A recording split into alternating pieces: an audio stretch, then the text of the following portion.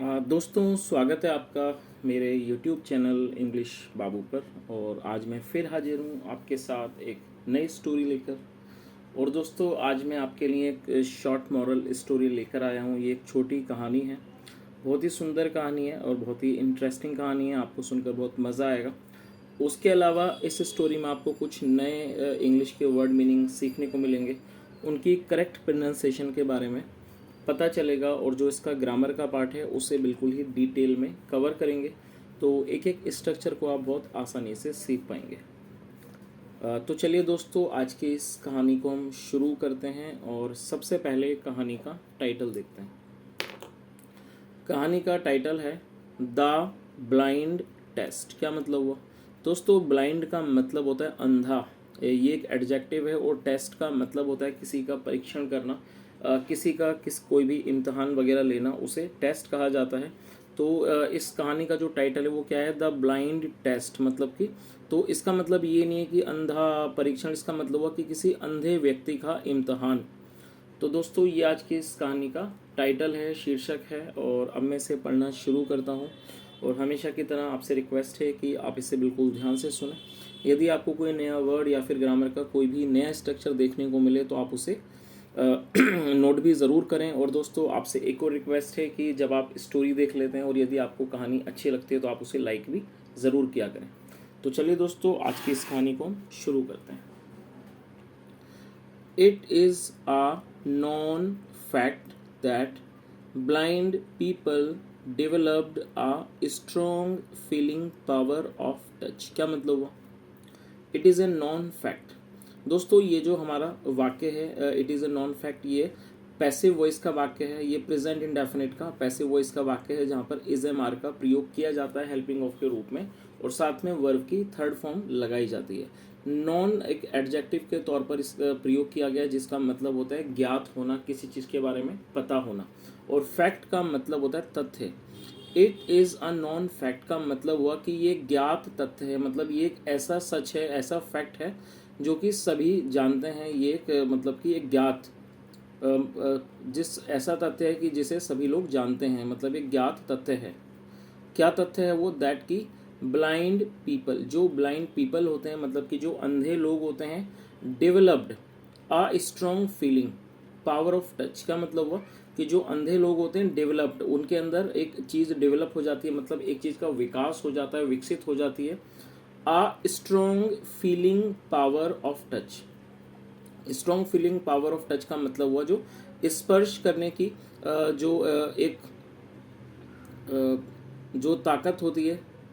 Strong feeling power of touch मतलब कि स्पर्श करने की एक जो प्रबल ताकत होती है, अनुभूति होती है, वो उनके अंदर उसका विकास हो जाता है। किस चीज़ का विकास हो जाता है? स्ट्रॉन्ग फीलिंग पावर मतलब एक ऑफ टच, स्पर्श करने की एक प्रबल अनुभूति का की जो शक्ति है उसका उनके अंदर विकास हो जाता है। तो इस पूरी लाइन का क्या मतलब हुआ दोस्तों? कि it is a non fact, ये एक ज्ञात तथ्य है, मतलब ये एक जाना पहचाना सच है कि जो ब्लाइंड लोग होते हैं, ब्लाइंड पीपल, डेवलप उनमें विकसित हो जाता है a strong feeling power of touch, मतलब कि स्पर्श करने की जो एक प्रबल शक्ति होती है, अनुभूति करने की, महसूस करने की, वो उनके अंदर विकसित हो जाती है। Their touch acts as their eyes. क्या मतलब हुआ?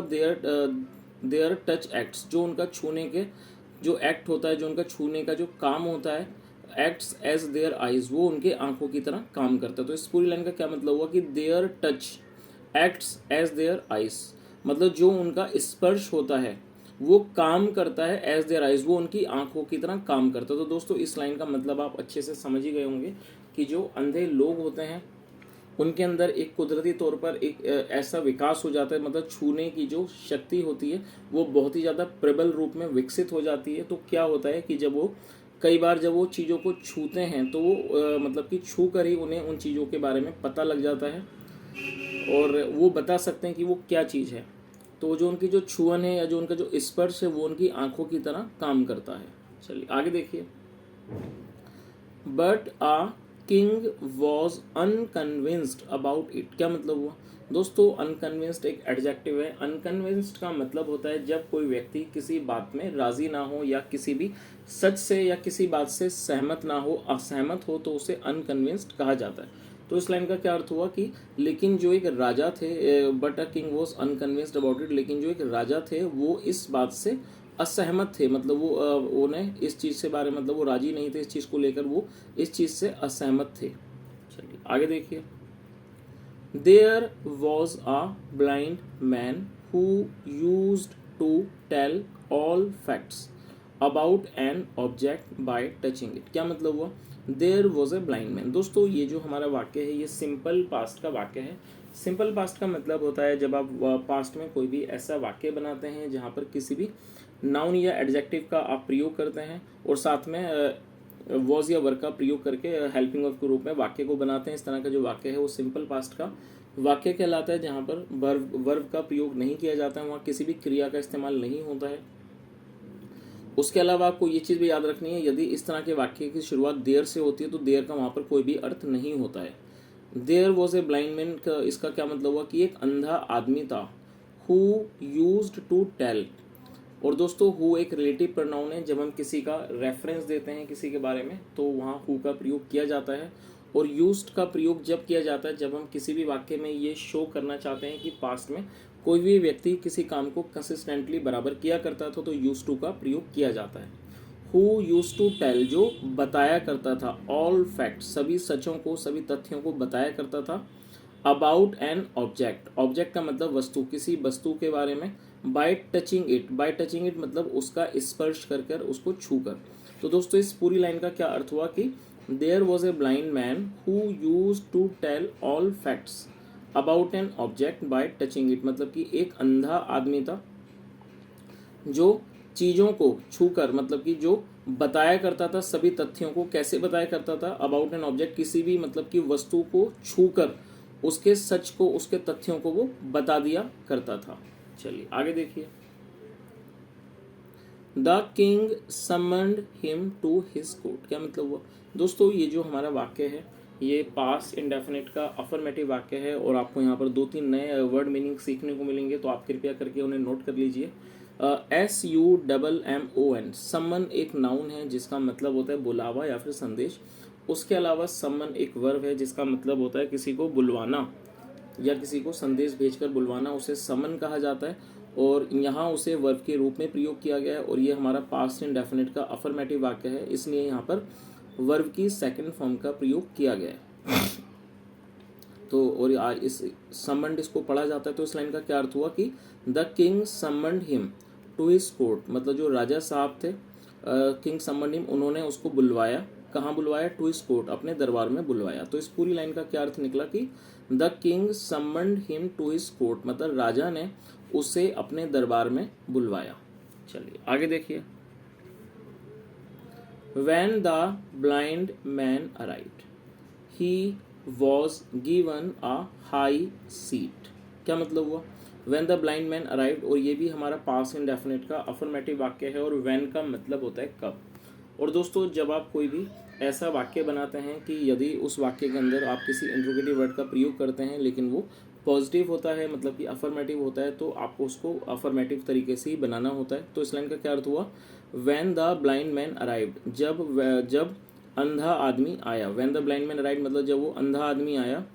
He was given a high seat। दोस्तों ये जो हमारा वाक्य है ये पास्ट इंडेफिनिट का पैसिव वॉइस का सेंटेंस है। जब आप पास्ट इंडेफिनिट में कोई भी पैसिव का वाक्य बनाना चाहते हैं तो वहाँ पर वॉज या वर्ब का प्रयोग किया जाता है हेल्पिंग वर्ब के रूप में। उसके अलावा वर्ब की थर्ड फॉर्म का प्रयोग किया जाता है। तो आप इस चीज़ को बहुत अच्छे से नोट कर लीजिए कि जब आप पास्ट इंडेफिनिट में कोई भी पैसिव का वाक्य बनाना चाहते हैं तो आपको वॉज या वर्ब का प्रयोग करना होता है और साथ में वर्ब की थर्ड फॉर्म लगाई जाती है। यदि हमारा सब्जेक्ट सिंगुलर होगा तो वहाँ पर वॉज का प्रयोग किया जाएगा जैसा यहाँ पर किया गया है। तो इस लाइन का क्या अर्थ हुआ? ही was given a high seat. High seat मतलब एक ऊंचा स्थान।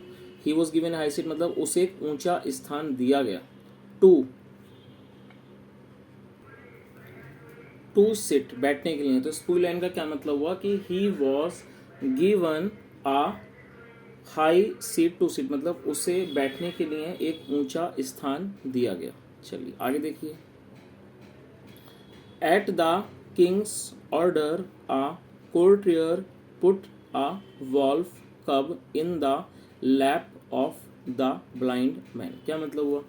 दोस्तों यहाँ पर किंग के बाद एपेस्ट्रॉफी एस का प्रयोग किया गया है, और एपेस्ट्रॉफी एस का प्रयोग जब किया जाता है जब हम किसी भी वाक्य के अंदर किसी सब्जेक्ट के साथ कुछ जोड़ना चाहते हैं। तो आप इस चीज़ को हमेशा याद रखें, जब आप किसी भी नाम के साथ या किसी के साथ कुछ जोड़ना चाहते हैं तो आपको सिर्फ क्या करना है, जो भी नाम हो या जो भी हमारा नाउन है उसे लिखिए, उसके बाद एपेस्ट्रॉफी एस साथ में जो भी आप जोड़ना चाहते हैं उसे मेंशन कर दीजिए। किंग्स ऑर्डर, तो यहाँ पर क्या हो गया, राजा का आदेश। तो इस पूरी लाइन का क्या मतलब हुआ, एट द किंग्स ऑर्डर मतलब कि राजा के आदेश पर, आ कोर्ट्रियर मतलब एक दरबारी ने, पुट रख दिया, क्या रख दिया, आ वॉल्फ कब। दोस्तों कब का मतलब होता है शावक, जो छोटे बच्चे होते हैं, मतलब कि किसी भी जिसे हम शावक कहते हैं उसे कब कहा जाता है। तो आ वॉल्फ कब का मतलब हो गया भेड़िए का शावक, भेड़िए का छोटा बच्चा, या कह सकते हैं भेड़िए का बच्चा। रख दिया, भेड़िए के बच्चे को रख दिया, कहाँ रख दिया, इन द लैप। दोस्तों LAP लैप का मतलब होता है गोद, गोद में रख दिया। और आप इस वर्ड को नोट कर सकते हैं यदि आप नहीं जानते हैं। इन द लैप रख दिया, किस में रख दिया, इन the lap of the blind man मतलब कि अंधे आदमी की गोद में रख दिया। तो दोस्तों इस पूरी लाइन का क्या अर्थ हुआ, इसको एक बार अच्छे से समझ लेते हैं। At the king's order a courtier put a wolf cub in the lap of the blind man मतलब राजा के आदेश पर एक दरबारी ने एक भेड़िए के बच्चे को अंधे आदमी की गोद में रख दिया। चलिए, तो दोस्तों यहाँ तक कहानी आपको अच्छे से समझ आ गई होगी। एक बार मैं इसको थोड़ा सा आपको बता देता हूँ ताकि आप इसे अच्छे से समझ लीजिए। जैसा हमने कहानी के अंदर देखा, कहानी में बताया गया कि जो अंधे लोग होते हैं उनमें एक खास तरह की छूने की जो एक ताकत होती है, जो एक शक्ति होती है, वो अच्छे प्रबल तरीके से विकसित हो जाती है। वो छू के बता सकते हैं कि वो क्या चीज़ है। लेकिन एक जो राजा साहब थे जो इस बात से सहमत नहीं थे, उन्हें लगता था कि ये चीज़ सच नहीं है। तो राजा साहब इस चीज़ को जानना चाहते थे, इसलिए उन्होंने उस अंधे व्यक्ति को बुलवाया, और राजा साहब के कहने पर एक दरबारी ने उस अंधे आदमी की, वो जो अंधा व्यक्ति था उसकी गोद में एक भेड़िए के बच्चे को रख दिया। चलिए दोस्तों अब आगे देखते हैं, आगे इस कहानी में क्या होता है। ही टच्ड द कब with his hand and propped it. क्या मतलब हुआ, और ये टच की सेकंड फॉर्म है। ही टच द कब मतलब कि उसने उस कब को मतलब उस बच्चे को, उस भेड़िए के बच्चे को छुआ। विद हिज हैंड उसने मतलब अपने हाथों से छुआ। एंड प्रोब्ड इट, दोस्तों प्रोब का मतलब होता है किसी चीज़ की जांच करना, और ये सेकंड फॉर्म में प्रोब्ड इट, और उसकी जांच की। चलिए आगे देखिए। द किंग आस्क्ड, जो राजा थे उन्होंने पूछा, what are you holding in your lap. क्या मतलब हुआ, what are you holding in your lap. दोस्तों ये हमारा प्रेजेंट कॉन्टिन्यूस का इंट्रोगेटिव सेंटेंस है। What are you holding in your lap, तो राजा साहब ने क्या पूछा कि what are you holding in your lap मतलब आप अपनी गोद में क्या पकड़े हुए हो। होल्ड का मतलब होता है पकड़ना। तो उन्होंने, राजा साहब ने उस अंधे व्यक्ति से क्या पूछा कि what are you holding in your lap मतलब आप अपनी गोद में क्या पकड़े हुए हो। द ब्लाइंड अनाउंस्ड मतलब जो अंधा व्यक्ति था उसने अनाउंस किया, उसने कहा। अनाउंस का मतलब होता है किसी चीज़ को कहना, घोषणा करना। जो अंधा आदमी था उसने बोला, योर हाइनेस, योर हाइनेस मतलब कि महाराज, it is either a fox cub or a wolf कब। क्या मतलब हुआ, दोस्तों फॉक्स का मतलब होता है लोमड़ी, और ये वुल्फ का मतलब भेड़िया। तो उसने व्यक्ति ने क्या कहा कि महाराज, it is either a fox cub or a wolf कब। तो उसने कहा कि महाराज या तो लोमड़ी का बच्चा है या फिर भेड़िए का बच्चा है।